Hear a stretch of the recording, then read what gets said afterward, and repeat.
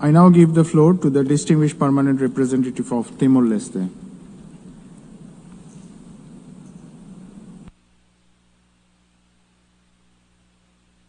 Mr. President, as we review the UN Global Plan of Action to combat trafficking persons, small island developing states like Timor-Leste have a simple message: we need solutions. For too many people, or many of our people, especially those living in isolated, impoverished, and climate-stressed communities, the hope for a better life abroad is being twisted into a pathway of deception and exploitation.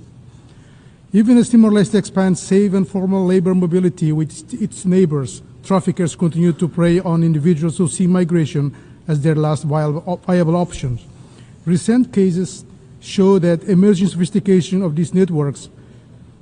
Criminal groups have attempted to establish cyber fraud compounds in our own enclave of 𝐌𝐍𝐄𝐂, structures that mirror the criminal hubs uncovered elsewhere in Southeast Asia.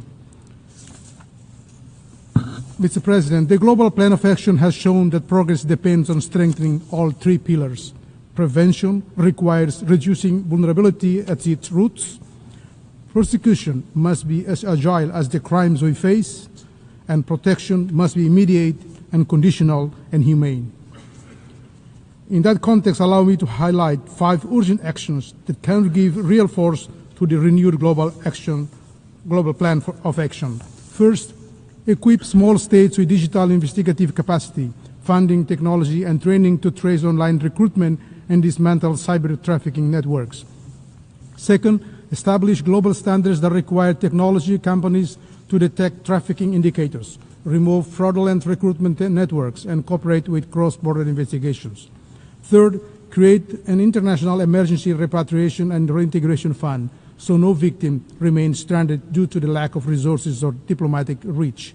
Fourth, embed anti-trafficking measures within climate resilience strategies, recognizing that climate shocks heighten vulnerability and expands traffickers' reach.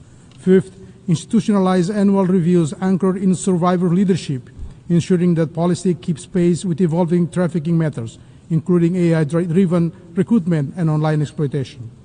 Excellencies, across continents, millions remain trapped by fear, coercion, and silence.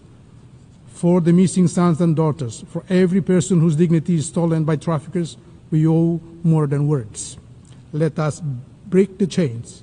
Let us deliver justice. Thank you.